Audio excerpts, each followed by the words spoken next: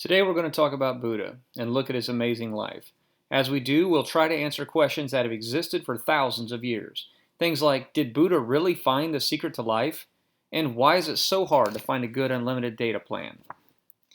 And why so many statues? Did I mention the statues? Seriously, what's with the statues? Sometime around 400 BC, Siddhartha Gautama was born in southern Nepal, near the border of modern-day India. We don't know if he was a fussy baby or a quiet baby or a fill your britches till it comes squirting up your backside kind of baby.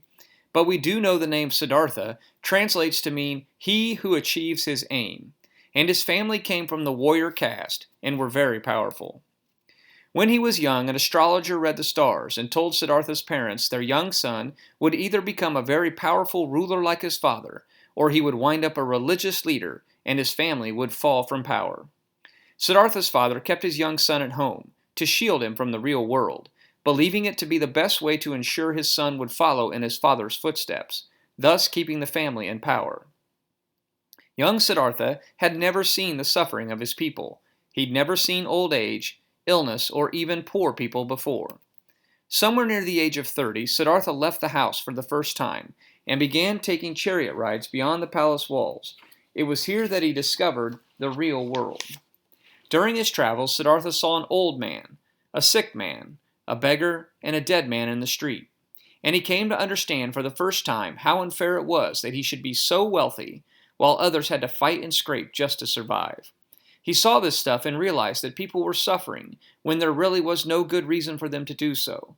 It was also about this time Siddhartha left his family and decided to live alone.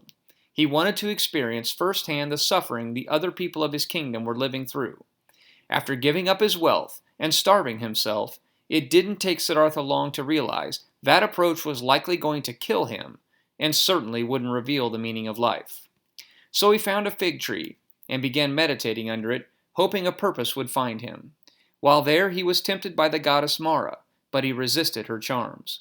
After 49 days, Siddhartha came to the realization that the problem with life is that humans are never satisfied. He became enlightened, fully understanding humans always want more, and this longing for more only creates a suffering that never ends. Think about it. You want a phone, you get a phone, but it doesn't have a plan, so then you want a plan. You get a plan, but it isn't unlimited, so you want unlimited minutes, and you get unlimited minutes, but then you want a newer version of your phone. Then you're not satisfied with the games your parents allow you to have, so you want Snapchat or Instagram or whatever new social media platform has been invented in the 5 minutes since I finished recording this video. It never ends. Having achieved enlightenment, Siddhartha became known as Buddha, a term which means, conveniently enough, enlightened. At the time, the teachings of Hinduism were very popular, but Buddha wasn't down with all of their beliefs. He especially disliked the caste system, which divided people by social classes, and he hated the idea of samsara, or the constant birth, life, death, rebirth Hindus adhered to. Buddha claimed samsara would make it impossible to bring an end to suffering. He wanted a place where you could escape suffering forever. So Buddhists seek the ultimate state, nirvana, a place where you give up all selfish desires and don't want anything. And it's here and only here that you can finally escape samsara. Nirvana is a term that means blown out, and by achieving nirvana, Buddha taught that all your desires have been blown out. To reach this, Buddha said you must accept the Four Noble Truths: the truth of suffering, the truth of the cause of suffering, the truth of the end of suffering, and the truth of the path that leads you to the end of suffering. Today, millions of people still follow the teachings of Buddha, and while most don't consider him a god, and he taught his followers to reject all gods, Buddhism remains one of the world's 5 major religions.